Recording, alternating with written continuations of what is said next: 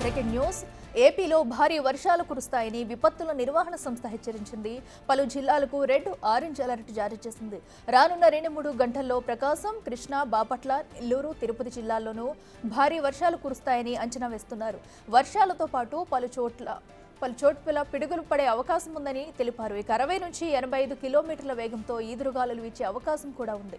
అల్లూరి, విజయనగరం, అనకాపల్లి జిల్లా, విశాఖ, కాకినాడ, కోనసీమ జిల్లాల్లో పలు చోట్ల పిడుగులతో కూడే వర్షం పడే అవకాశం ఉందని అంచనా వేస్తున్నారు.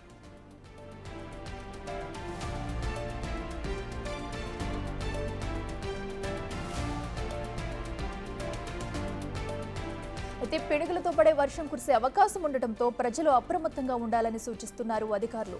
హోర్డింగ్స్ చెట్ల కింద ఉండొద్దన్నారు. అలాగే శిథిలావస్థలో ఉన్న గోడలు, భవనాల దగ్గర నిలబడవద్దని సూచించారు. ప్రజలంతా అవసరమైన జాగ్రత్తలు తీసుకోవాలని సూచించారు.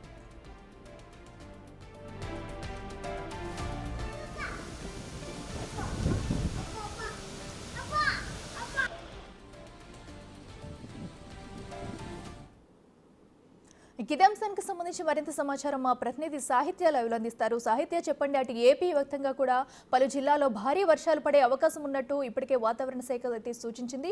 మరి ఏ ప్రాంతాల్లో కూడా భారీ వర్షాలు పడే అవకాశం ఉంది? ఎలాంటి జాగ్రత్తలు తీసుకుంటున్నారు? డీటెయిల్స్ ఏంటి?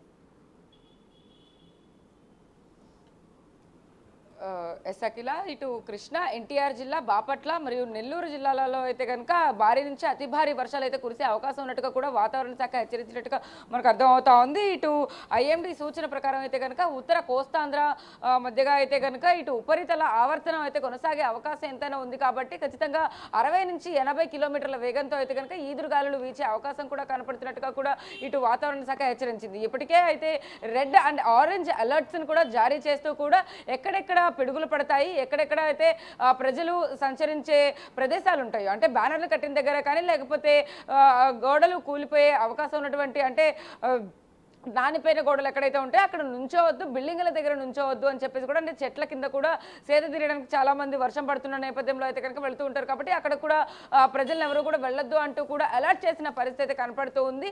రానున్న 3 రోజుల్లో అయితే కనుక భారీ నుంచి అతి భారీ వర్షాలు అయితే కురిసే అవకాశం ఎంతైనా ఉంది. కాబట్టి ఖచ్చితంగా అందరూ కూడా జాగ్రత్తగా ఉండాలి అంటూ కూడా ఇటు వాతావరణ శాఖ హెచ్చరించిన పరిస్థితి కనపడుతూ ఉంది. ఇటు త్రూఅవుట్ ఏపీ కూడా ఎక్కడెక్కడైతే వర్షాలు పడతాయని చెప్పేసి కూడా కొంత ఆరెంజ్ అలర్ట్ అల్లూరి సీతారామరాజు జిల్లా ఏరియాల్లో కూడా కొంత వర్షపాతం నమోదవుతున్న నేపథ్యంలో అయితే కనుక అక్కడక్కడ కొద్ది మోస్తారు వర్షాలు కురుస్తాయని చెప్పేసి కూడా ఇప్పటికే అలర్ట్ చేసిన పరిస్థితి. అయితే ఈదురుగాలులు అయితే కనుక ఇవాళ చూసుకున్నట్లయితే విజయవాడలో చాలా ఎక్కువగా అయితే మార్నింగ్ 8:30 ఆ టైంలో అయితే కనుక ఎక్కువగా వర్షం కురిసిన పరిస్థితి కనపడుతూ ఉంది. దాని నేపథ్యంలో అనేక రహదారులు కానీ, అక్కడ ఏదైతే విజయవాడలో కొన్ని ప్రాంతాల వద్ద అయితే కనుక చెట్లన్నీ కూలిపోయి అక్కడ మార్గ మధ్యంలోనే చాలా మంది కూడా అటు నుంచి వెళ్ళే పరిస్థితి కూడా లేకపోవడంతో అయితే కనుక వర్షాల వల్ల ఎక్కడెక్కడైతే డ్రైనేజీ సిస్టమ్ కానీ లేకపోతే ఇటువైపు ఎక్కడైతే చెట్లన్నీ కూలిపోతూ ఉంటాయో లేకపోతే గోడలు కూలే అవకాశం ఉంటాయో అక్కడైతే జనాలు సంచరించవద్దు అంటూ కూడా విపత్తు నిర్వహణ శాఖ ఇప్పటికే హెచ్చరించిన పరిస్థితి కనపడుతూ ఉంది. ఏదేమైనప్పటికీ కూడా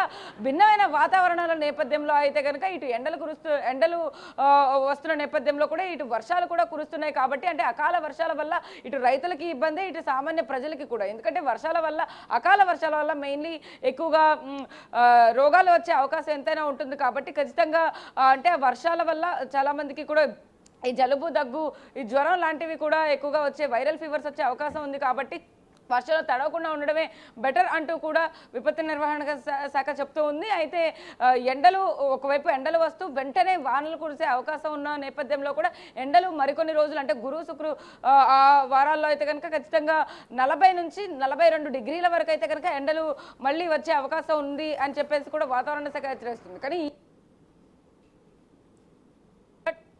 కృష్ణా, ఎన్టీఆర్, బాపట్ల మరియు నెల్లూరు జిల్లాలలో కూడా ఖచ్చితంగా రెడ్ అలర్ట్ అయితే జారీ చేసినట్టుగా అర్థమవుతా ఉంది. అయితే ఈ ప్రాంతాల్లో ఎవరైతే నివసిస్తూ ఉంటారో వాళ్ళు బయటికి రాకుండా ఉండడం కానీ, లేకపోతే ఎక్కడెక్కడైతే కొంచెం ప్రమాదవశాత్తు కూడా ఎక్కడైతే పిడుగులు పడే అవకాశం కానీ, లేకపోతే ఎక్కడైతే ఆ బిల్డింగుల వద్ద కానీ చెట్ల వద్ద కానీ నుంచోవద్దు అని చెప్పి కూడా చెప్తున్న పరిస్థితి కనపడతా ఉంది. అయితే ఇటు రైతులను కూడా, అంటే ఎక్కువగా పంట నష్టపోయేది ఈ వేసవి కాలంలో అయితే కనుక మామిడి పంట ఎక్కువగా వేస్తూ ఉంటారు. కాబట్టి ఈ చెట్లకు సంబంధించి కూడా అక్కడ ఎవరైతే మామిడి రైతు ఉంటారో మామిడి రైతు కూడా ఎక్కువ నష్టం కలగకుండా ఉండేందుకైతే కనుక రైతులు కూడా తగు జాగ్రత్తలు తీసుకుంటూ ప్రభుత్వానికి అయితే కనుక సూచనలు అందిస్తూ కూడా వాళ్ళు కూడా అంటే ఎటువంటి సహాయం కావాలన్నా కూడా ఖచ్చితంగా ప్రభుత్వానికి చెప్పుకోవచ్చు అంటూ కూడా విపత్తు నిర్వహణ శాఖ చెప్పింది. అయితే ఏదేమైనప్పటికీ కూడా ఈ భిన్నమైన వాతావరణాలకైతే కనుక ప్రజలు ఖచ్చితంగా జాగ్రత్తగా ఉండాలి అంటూ కూడా రెడ్ అండ్ ఆరెంజ్ అలర్ట్ని అయితే జారీ చేసినట్టుగా మనకు అర్థమవుతోందని చెప్పొచ్చు. రైట్ సాహిత్య, థ్యాంక్ యూ.